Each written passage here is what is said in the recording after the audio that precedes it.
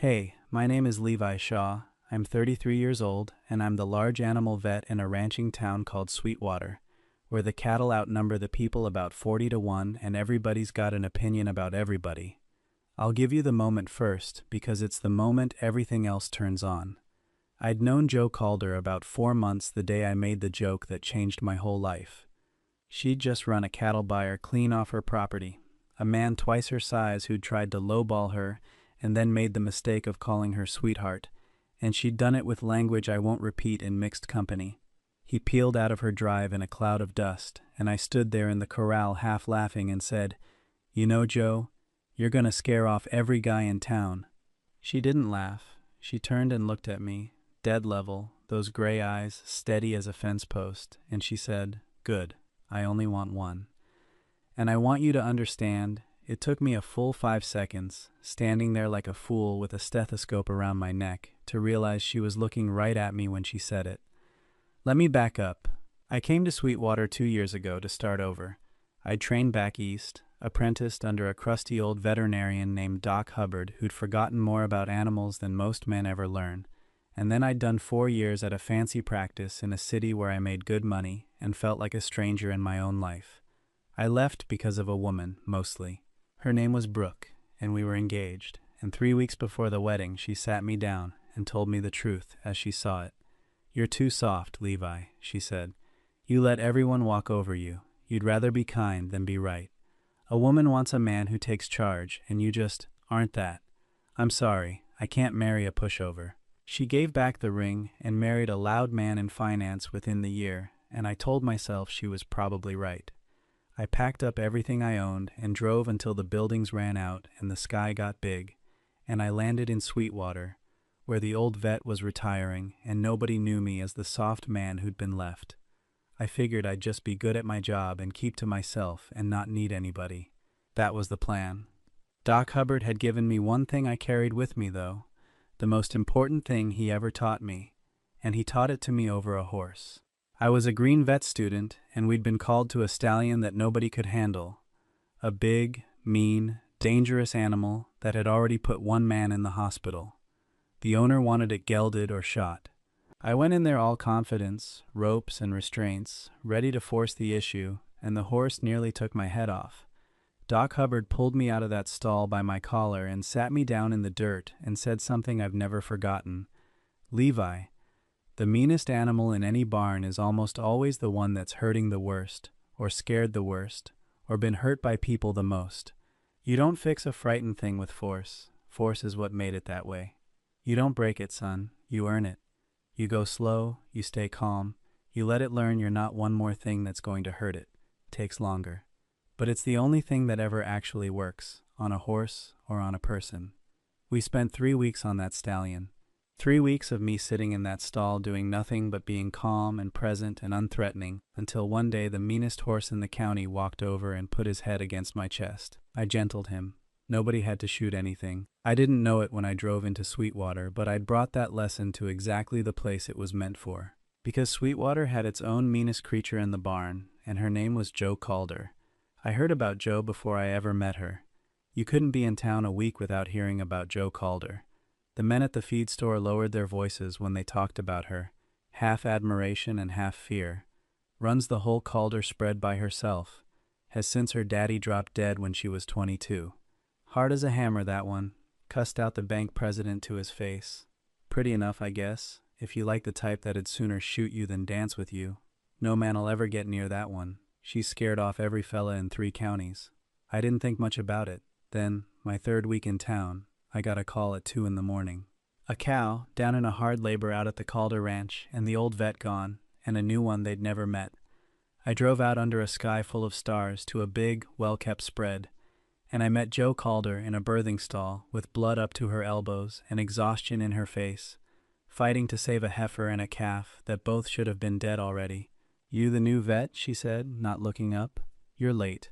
Wash up and get in here, and if you tell me to step back and let the men handle it, I'll throw you out on your ear myself." "Wasn't going to," I said. I scrubbed in and knelt down beside her in the straw. "Looks like a posterior presentation." "You've been repositioning him?" She glanced at me, surprised I'd known. "For an hour. He won't turn. Then let's turn him together, I said. You've got the better angle. I'll follow your lead. I think that was the first time anyone had said that to Joe Calder in a long while. I'll follow your lead. Something flickered across her face, and then we got to work, the two of us, in the cold and the blood and the straw, and after 40 minutes a live calf slid out into my hands, and Joe let out a breath that shook at the end of it, and for 1 second before the armor came back up, I saw exactly who she was under all of it. She was tender, she was tired down to her bones, and she was so used to fighting the whole world alone that someone simply working beside her had nearly undone her. Then the second passed, and she stood up and wiped her hands and said, gruff as ever, "Bill me fair and don't pat it. I checked the math." And I knew right then, the way Doc Hubbard had taught me to know, the meanest creature in the barn is the one that's been hurt the worst. I started finding reasons to be out at the Calder Ranch. That's the honest truth of it. Cattle and horses get sick, and Joe ran a big operation, so there was always a legitimate call. But I'll admit I never minded those calls, and I was quicker to drive out there than anywhere else in the county. And over those months, a strange thing happened. The same slow thing that had happened with Doc Hubbard's stallion. Joe Calder started to learn me. She tested me constantly at first. She was blunt to the point of cruelty, daring me to flinch.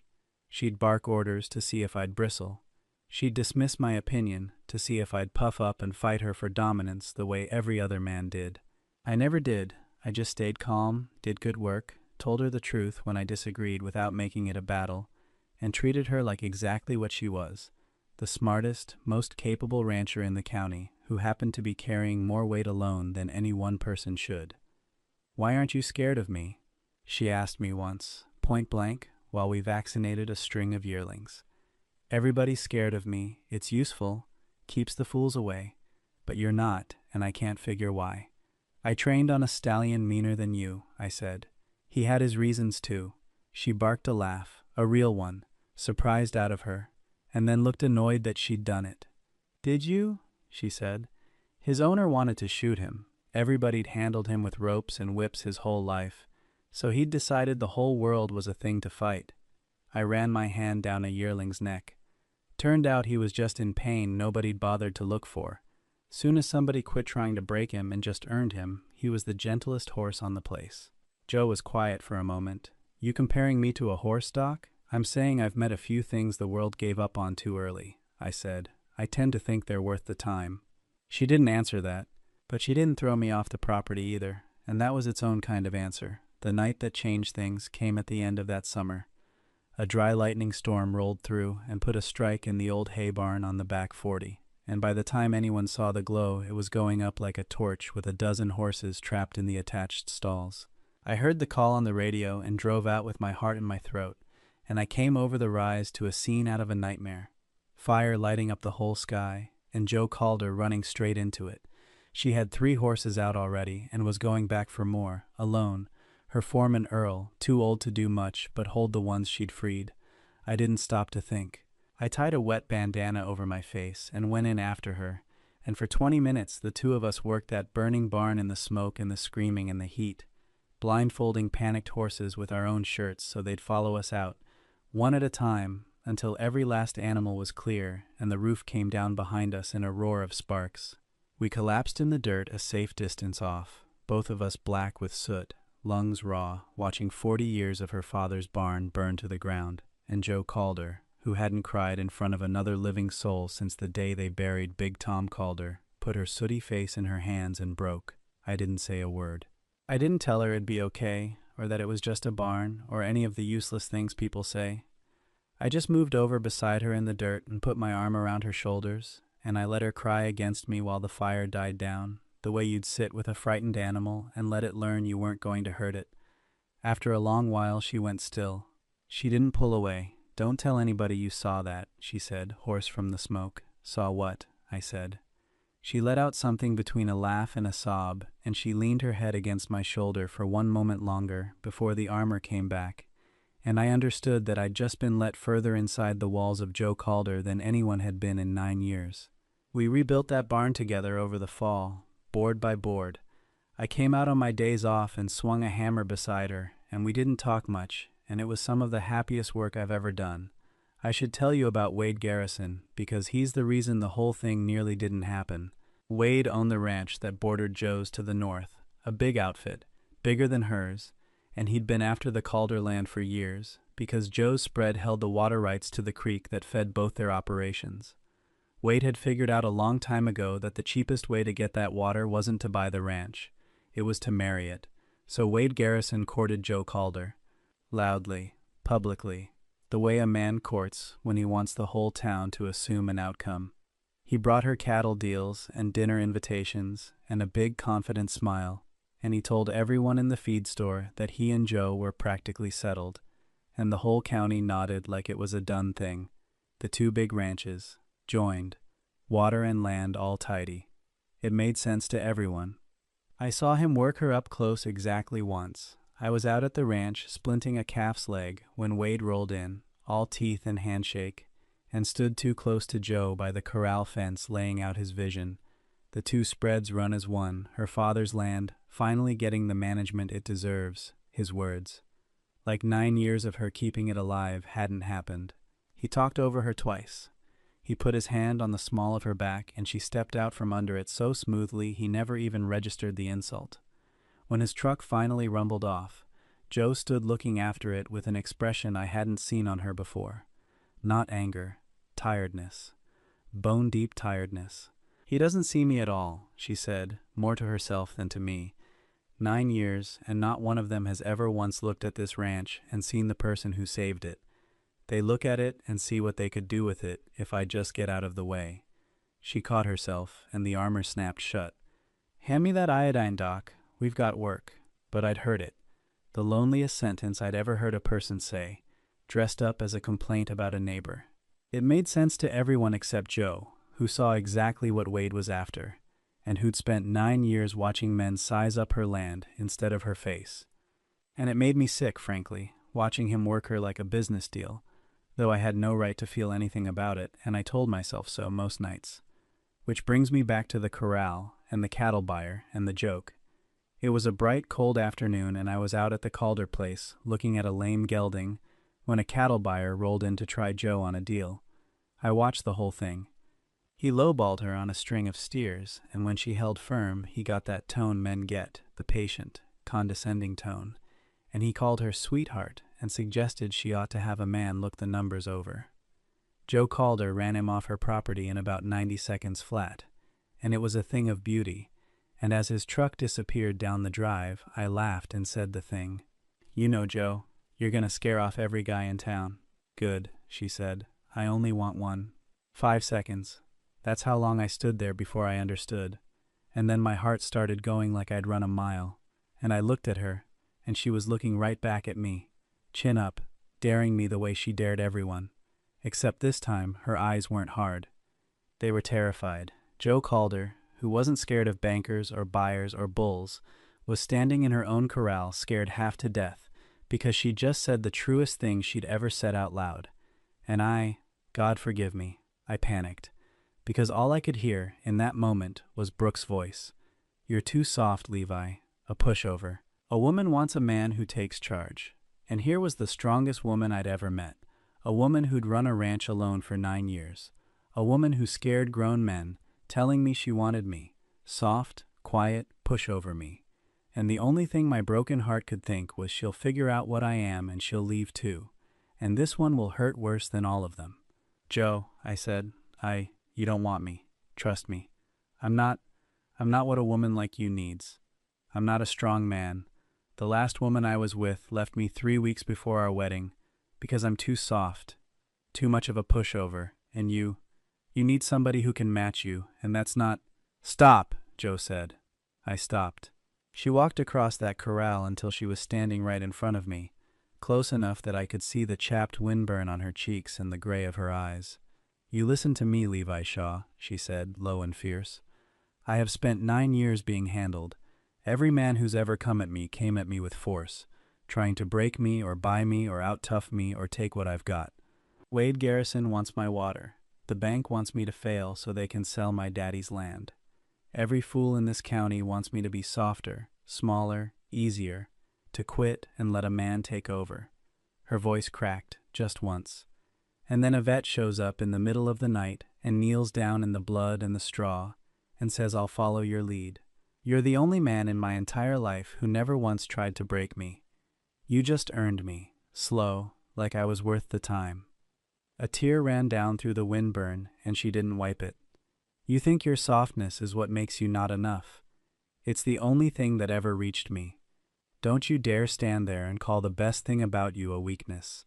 I couldn't speak. Everything Brooke had told me was wrong. Every story I'd carried about myself for 2 years was coming apart in a corral in front of a woman with blood under her nails. "That ex of yours wanted a man who takes charge," Joe said. "I run a 1,000-acre ranch by myself. The last thing on God's earth I need is somebody else trying to take charge of me." She took a breath. "I need a partner. I need the one man who looked at the meanest thing in the county and decided I was worth gentling instead of breaking. I only want one, Levi. I've only wanted one for months. The question is whether you're too scared of an old ghost to want me back." "I'm not scared," I said. My voice came out wrecked. "I'm not scared, Joe. I just didn't believe somebody like you could want somebody like me." "Well," she said, "believe it. I'm not in the habit of repeating myself." And then Joe Calder, who scared off every guy in 3 counties, grabbed the front of my coat and kissed me in the middle of her corral, and I stopped arguing with the best thing that ever happened to me. We didn't get a fairy tale right away. We got a fight first, because that's how the real ones go. Wade Garrison did not take kindly to losing. When it got around town that Joe Calder was stepping out with the new vet, and in a town like Sweetwater, everything gets around by Tuesday, Wade dropped the charming act and showed his hand. He'd quietly bought up an old loan against the Calder Ranch from the bank, a note Joe's father had taken years back, and he called it demanded payment in full, all at once, an amount he knew Joe couldn't put her hands on in the time he gave her. It was a move designed to take the land the marriage hadn't gotten him. The whole town held its breath. Most folks figured Joe Calder was finally beat. She came close to breaking that week. I watched it. The one thing that could get through her armor where no man ever had was the thought of losing her father's land, the thing she'd bled for 9 years to keep. She sat at her kitchen table at 2 in the morning with the papers spread out, running the same arithmetic over and over, and for the first time since I'd known her, Joe Calder looked like she might give up. And here's where I learned what I was actually made of. The thing Brooke never saw. The thing Joe had seen from the first night. I didn't try to take charge. I didn't ride in to rescue her and take the reins, because she didn't need a man to take over. That was the whole point. Instead, I sat down across the table from her, and I said, "I'll follow your lead. Same as the first night. What do you need?" And then I did the quiet, unglamorous, soft thing. I emptied my savings, the city money I'd never cared about, into the pot. I called Doc Hubbard, who knew everybody, and we found a fair lender to refinance the note out from under Wade before his deadline. I drove 3 counties rounding up the cattlemen who respected Joe to buy her steers at honest prices. Fast, for cash. I didn't fix it for her. I helped her fix it, beside her, following her lead, the way you earn a frightened thing instead of breaking it. We beat Wade Garrison's deadline by a day and a half. He got neither the land, nor the water, nor the woman, and he sold out and left the county within the year, and nobody missed him. Joe kept her father's ranch, and the night the refinance cleared, she stood on her porch looking out at the land she'd nearly lost, and she said, without turning around, "You know you didn't have to do that.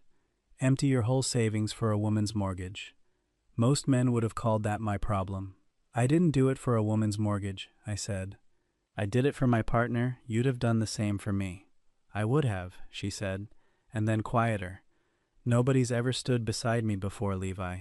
They always stand in front, trying to lead, or behind, waiting for me to fail.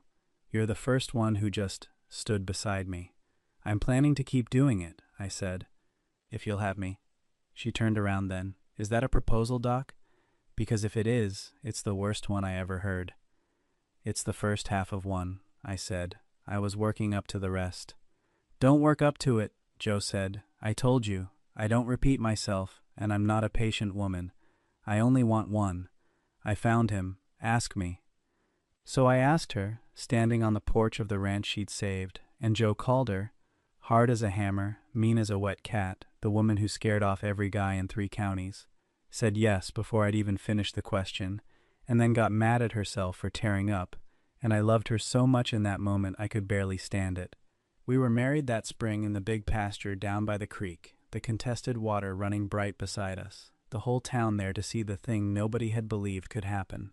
Doc Hubbard drove out for it and stood up as my best man, and during the toast he told the story of the meanest stallion in the county and how I gentled it, and only Joe and I knew he wasn't only talking about a horse.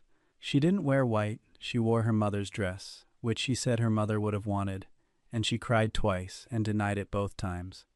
It's been 3 years now. We run the Calder Ranch together. It's the Calder Shaw spread now, on the sign. Her name first because she earned it first, and I won that argument by losing it on purpose. I still do my vet rounds across the county, and she still runs the operation with an iron hand, and she still scares the daylights out of every cattle buyer who underestimates her, which never stops being the most attractive thing I've ever seen. We've got a daughter now. She's 2, and God help the world, she's already got her mother's chin and her mother's glare, and I wouldn't change one hair on her fierce little head. Last month a new cattle buyer came through, didn't know who he was dealing with, and made the mistake of asking me, the vet, whether the little lady was authorized to sign off on a sale. I told him she owned the place, and I just worked here, and I watched Joe take him apart over the next 10 minutes with the calm precision of a woman field dressing a deer. When he'd gone, white-faced, she turned to me and said, "You're smiling again." "I married the scariest woman in 3 counties, I said. "I'm allowed to enjoy it." "You're a strange man, Levi Shaw." "You only wanted one," I said. "You don't get to complain about the one you got." She kissed me then, in front of the corral and Earl and our daughter on her hip, and Earl looked away grinning, because the whole town had long since stopped being surprised that Joe Calder had a soft spot, and had started, slowly, to understand it had been there all along. For a long time I believed what a woman once told me, that being gentle made me weak, that being soft made me a pushover, that a strong woman would want a stronger man, and I'd never be strong enough. I had it exactly backward, and it took the strongest woman I ever met to teach me. Force never gentled a frightened thing in the history of the world. Every man who ever came at Joe Calder with strength, trying to break her or handle her or take what was hers, she scared off. And she was right to. The town called that a flaw in her. It was never a flaw, it was a filter. She was running off everyone who'd come to break her, and waiting, without much hope, for the one who'd come to earn her instead. I joked that she'd scare off every guy in town. She told me good. She only wanted one. What neither of us said out loud that day, but both of us knew by the end, is that her scaring them off and my being the one she didn't, those weren't 2 different things. They were the same thing.